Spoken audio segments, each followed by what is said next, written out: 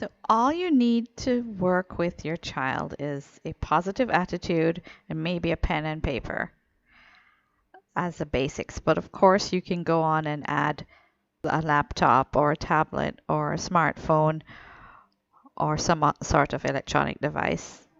Remember, you are a facilitator, not a traditional teacher who is the bearer of all information on a subject matter. You are simply the facilitator. You're not claiming to know everything that you are teaching your child. It is okay to learn it together.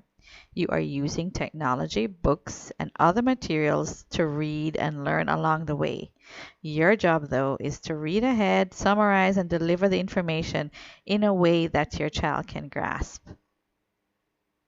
You can use this approach to full-time homeschool or teach your child a higher grade level at home or to consolidate and catch up on weak areas in a subject and subjects that they are failing or struggling in. So let's get to it. The method. The method calls for lessons to be no longer than 5 minutes. That is the first rule. If you ask a child what they learned at school that day, they will probably give a short sentence response. You see, what most children actually remember are the basic summed up version of the lesson. So that's what we do. We simplify the lesson by identifying the key principal ideas you want them to learn. Then we add on details to it in further lessons along the way. Using this method, at this point, we do not give them an activity and hope that they learn along the way. We tell them directly what they are learning and then give them an activity to consolidate the lesson. That is the difference between the Montessori method and us. We prepare lessons to be direct, simple, and short. The ideal lesson is 3 sentences. Here are the steps. Pick your topic.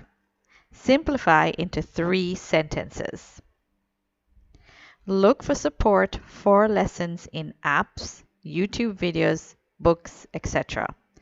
Have them practice by writing on paper. Prepare some kind of art project. It can even be as simple as making flashcards.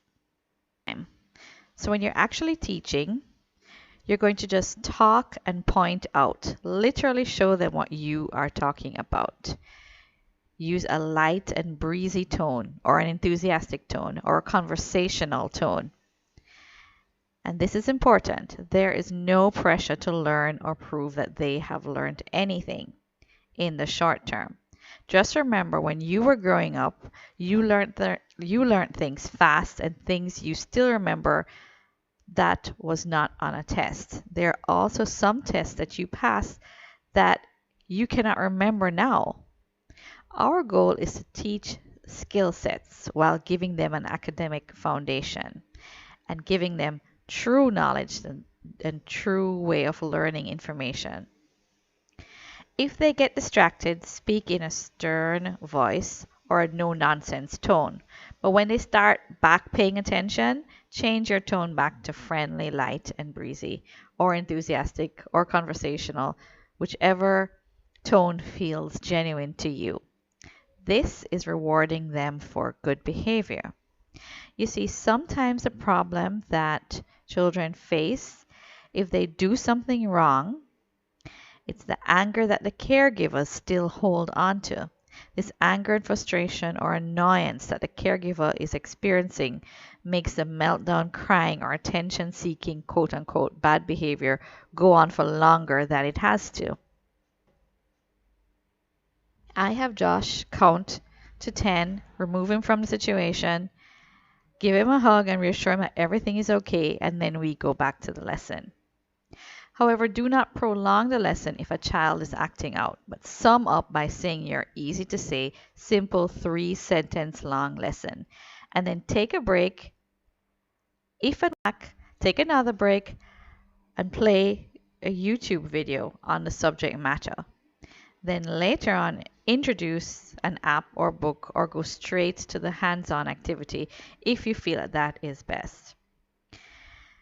You can ask questions or ask them to repeat a point that you made or point out the right answers, but that might be setting you up for disappointment or your child for feeling pressured or like a failure. They process information differently and easily, but they don't always speak the way we do to express the answers in the way that we do. It is really best for your own motivation to not have any expectations. Just let it go. Be confident that they have started to process information, and you will be repeating these lessons over and over and over, so they will get it. For me, in my experience, Josh will start responding 3 days after a lesson has been taught in words or directly in front of me, directly speaking to him. But he responds immediately after playing the corresponding app on a tablet, corresponding lesson on an app or tablet. That's just how his mind works. It's very interesting to see. All right. And then the next step would be repeat the lesson. Rephrase the simple sentences that you created for the lesson. Maybe try finding a catchphrase, or as I say in the media, soundbite. In other words, find a rhythm in your sentence flow or a catchy way of saying it so that the lesson, they remember it and they can retain the information.